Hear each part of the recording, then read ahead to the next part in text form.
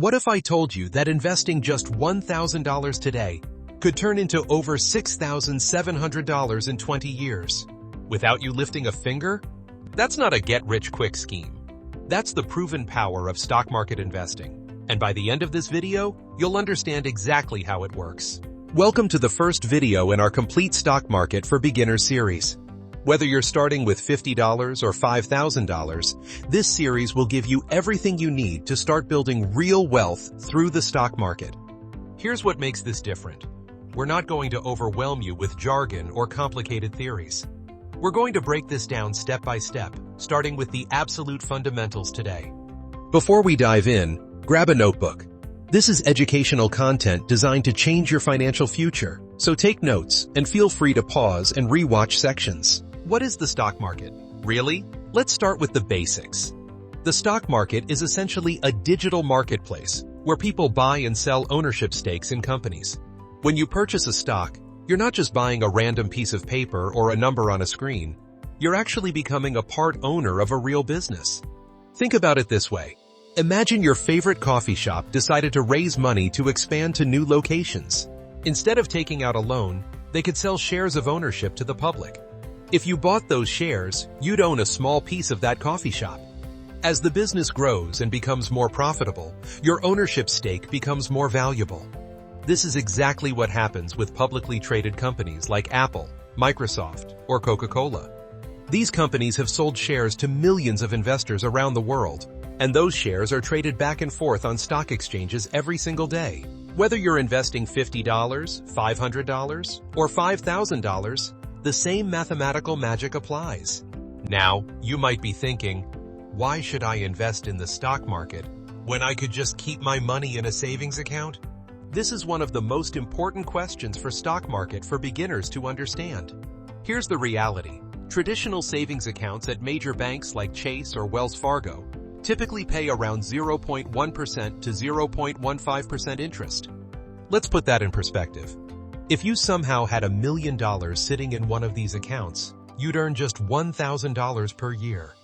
That's barely enough to cover a month's rent in most cities.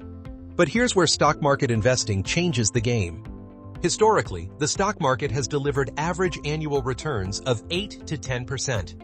On that same $1 million, a 10% return would give you $100,000 per year, enough to live comfortably without touching your principal. We're building on each lesson, and you'll want to catch them all. Now, before we go further, let me show you something that will blow your mind about compound interest.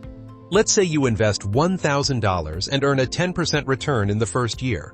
You'd have $1,100. Simple enough, right? But here's where it gets interesting. In year 2, you earn 10% again, but now you're earning it on $1,100, not just your original $1,000. So you'd have $1,210. In year 3, you earn 10% on $1,210, giving you $1,331. This is compound interest in action. You're earning returns on your returns.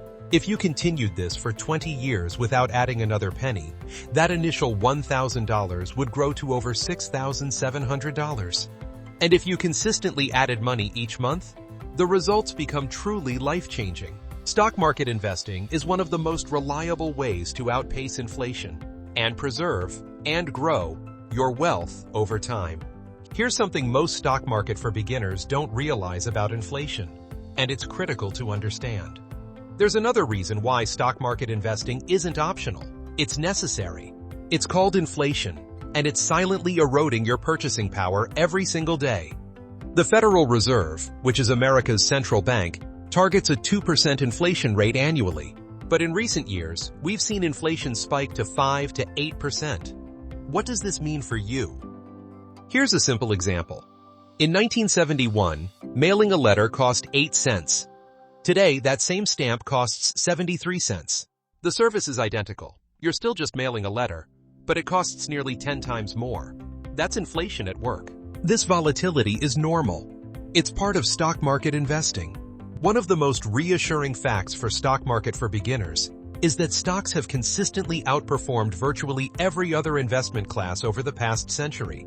The S&P 500, which tracks the 500 largest publicly traded companies in America, has been trending upward for decades. Yes, there have been down years. Yes, we've experienced stock market crash events like 2008 and the COVID-19 pandemic in 2020. But here's the remarkable thing. Over any 20-year period, the stock market has never produced negative returns when dividends are included. Let me repeat that because it's crucial. If you had invested at any point in history and held for 20 years, you would have made money.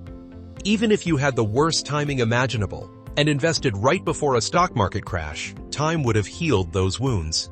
In 2022, for example, the S&P 500 fell nearly 18%. That was painful for investors. But in 2023, it rebounded with a 20% gain. And in 2024, it surged 25%. The lesson? Just keep buying. Whether the market is at all-time highs or recovering from a stock market crash, consistent investing wins over the long term. This brings me to one of the most important lessons in this entire series. Time in the market beats timing the market. Many beginners worry about whether now is the right time to start investing. They read headlines about overvalued stocks or wait for the next stock market crash to buy in. But here's what the data shows. Consistently investing, regardless of market conditions, produces better results than trying to time your entry perfectly.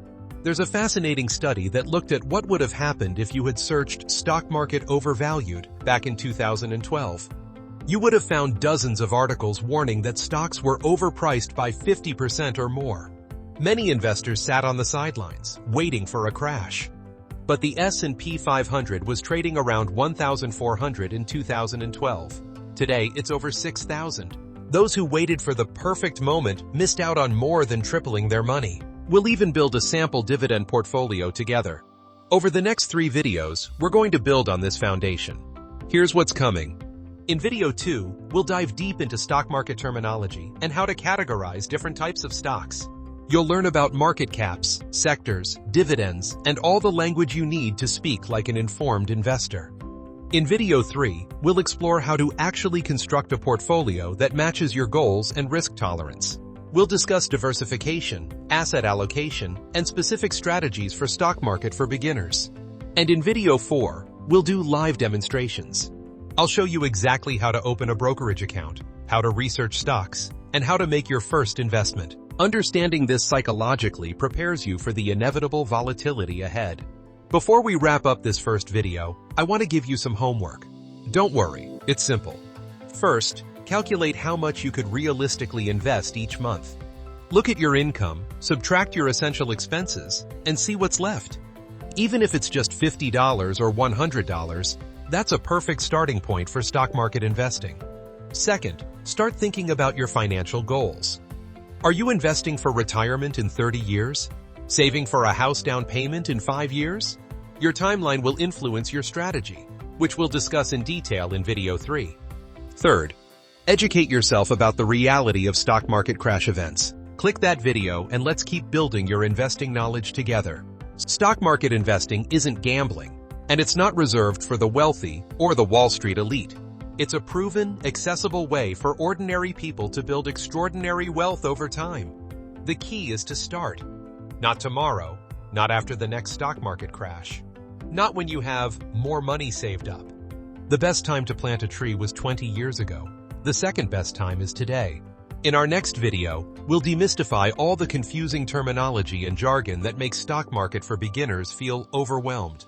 You'll learn to speak the language of investing with confidence. If you found this video helpful, please like it. Drop a comment below telling me what you're most excited or most nervous about when it comes to stock market investing.